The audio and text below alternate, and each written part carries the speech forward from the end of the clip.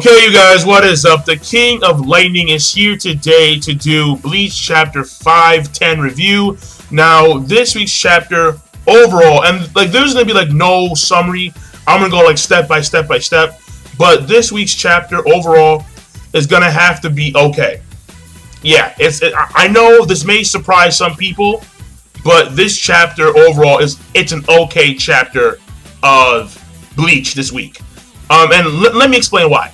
Because even though we saw two really cool moments, we saw the actual real Juha come into the fray, and then we see the Juha, the actual real Juha, deliver the finishing blow to Yamamoto and stealing his Bankai. There were three things in this chapter that I really didn't like that much. In fact, one of them is super fucking convenient, and that was the whole entire twin concept. Because it's been done before, a lot of times in a lot of series. And in those series, it doesn't fucking work. And in this series, it's no exception. It doesn't fucking work. It's too fucking convenient. It's oh yeah, no, by the way, I have a twin, and this twin can do the same shit I can. And it's deadass, the twin, bro. I mean, Kubo does make up for it in a way with the whole entire backstory, but still, it's still super fucking convenient.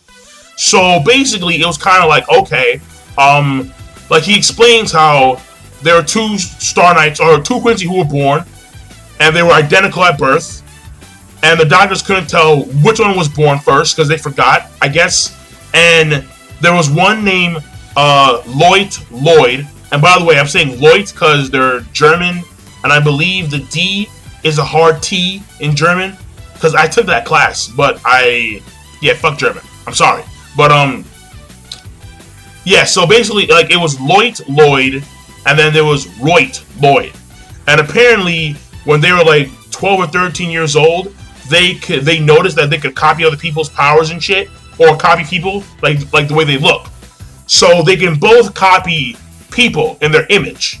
And Lloyd, who was killed by Kenpachi, he had a more profound ability of copying one's powers and techniques to a perfect degree, while Lloyd could copy one's emotions and memories to a perfect degree. So to me, it was kind of it's just super duper convenient. So I mean, it makes sense, and he gave them the backstory, so it makes sense, but at the same time, it was kind of I feel that Kubo could have done something else aside from the twin thing, something else. And then after that whole entire scene, what happens here is that Yamamoto, because he notices how, this person is not Juha, he's like, who are you? And then, all of a sudden, and this was so fucking cool, it was Yamamoto, and we've seen this 50 fucking times in Bleach, but this time was actually fucking, this particular point in time when they did this power spike thing, it was cool as fuck. All of a sudden, Yamamoto turns towards where the fake Juha is, huge power spike behind him. Huge power spike. Like a reishi pillar. And then he turns around again. And then he sees his barracks being completely obliterated by this pillar of reishi. And I was straight, I was and Yamamoto turns around and he starts going that direction. He's no, and then all of a sudden behind him again. So he's doing multiple 180s. It was he did 3 180s in 3 panels, bro. It was funny as fuck. And then he turns around again, and Juha is the real Juha. Beastly as fuck. He was just, oh man, this panel was so fucking awesome. It was Juha's cape and hair, right behind Yamamoto, and Yamamoto has the fucking stunned face, he just couldn't believe this shit. And then Juha's you've done well, you've done well, Roit. And then Roit's oh, thank you, sir. It makes me happy to know that he did well. And then this shit was fucking ruthless. I mean, it was fucking ruthless. This motherfucker points his finger. He points his fucking finger at Roy's finger beam. Huge ass crater. Well, no, not huge crater, but it was a deep crater. And Roy's body is gone, except for his fucking legs and feet. I was like, oh. Like, the word that came to my mind was, you fiend.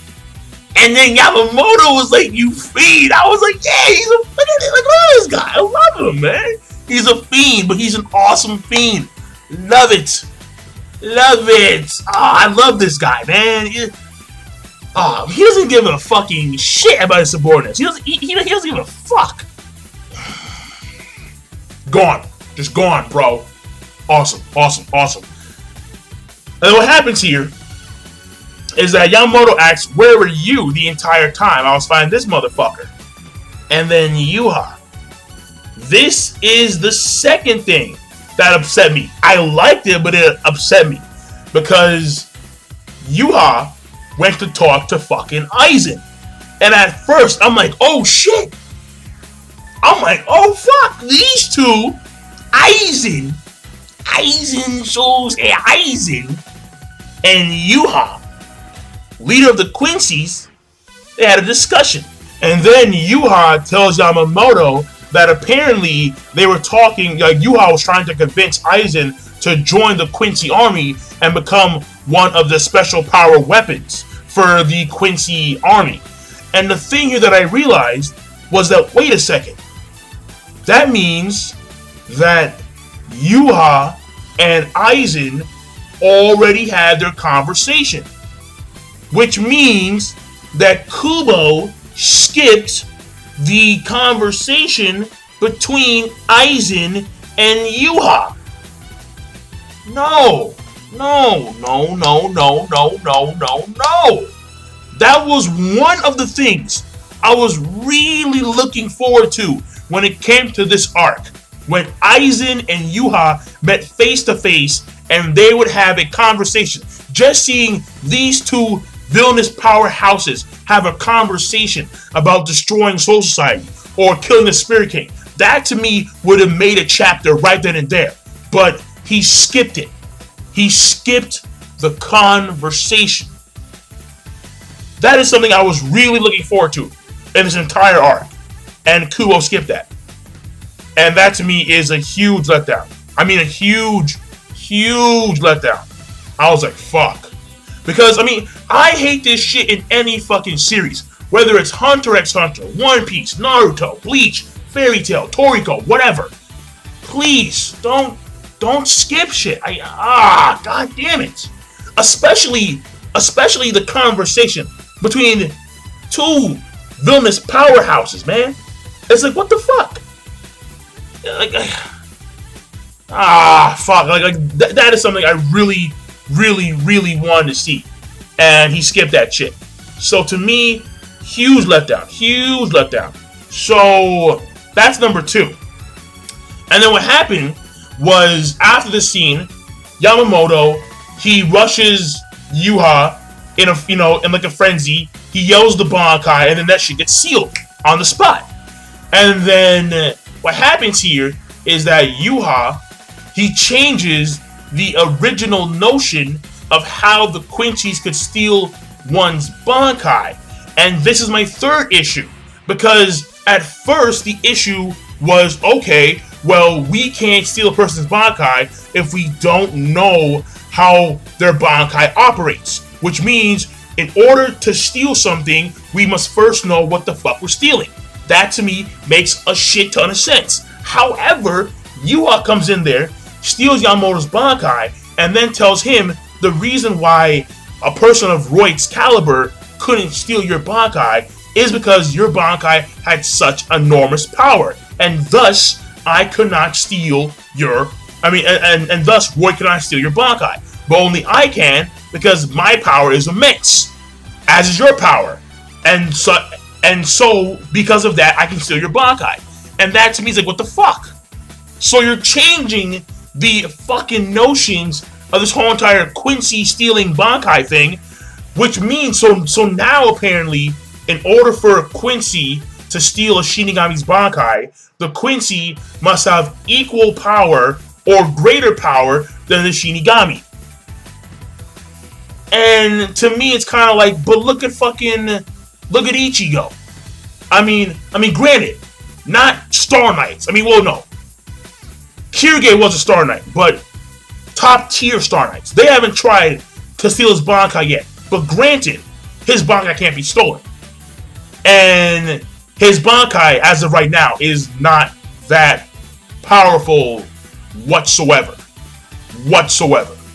So, I mean, in comparison to like Yamamoto and like Juha, you know, in strength.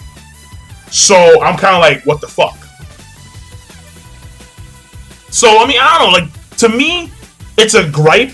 Not really, yeah, fine. So, yeah. So, it's not really an issue, it's more of a gripe, knowing that this notion of stealing Bankais is fucking changing. It's changing, and yeah, so I don't like that. For me personally, I just didn't like that. So, but after that, what happens here is that Yamamoto, even though his Bankai is stolen, he continues the assault. Juha, on some very epic shit, slices the sky. The sky opens. A big-ass arrow comes down, hits the ground. The arrow transforms into like a big-ass reishi sword. Juha grabs the reishi sword, and he's like, farewell, Yamamoto. Because like this arrow, it came down, and then it turned to like a big-ass sword, but then that sword shrunk. And then Juha grabbed that shit. He's like, farewell, Yamamoto. Swings that shit. Yamamoto, stun face. And then blood everywhere. And that there is the end of the chapter. So the chapter had a really good ending. But the thing here is that those two issues in that one gripe, once again, the whole entire twin thing, I found way too convenient. I mean, way too convenient. And then the skipping the conversation between Juha and Aizen, fuck. And then the last gripe I had, of course, being that they keep on switching the concept of them stealing Bankais. Yeah, so basically, you know, those two major issues and that one gripe is the reason as to why this chapter is going to get an okay. And that's the way I feel. I mean, if you feel otherwise, okay, that's you. But me personally, that's the way I feel. That's the way I see things. And if you have a video response, go ahead, by all means. State your claims. Whatever. That's cool. So, that being said, King of Lightning, be sure to rate, comment, and subscribe as always. And now I'm signing out. Peace. Have a nice day.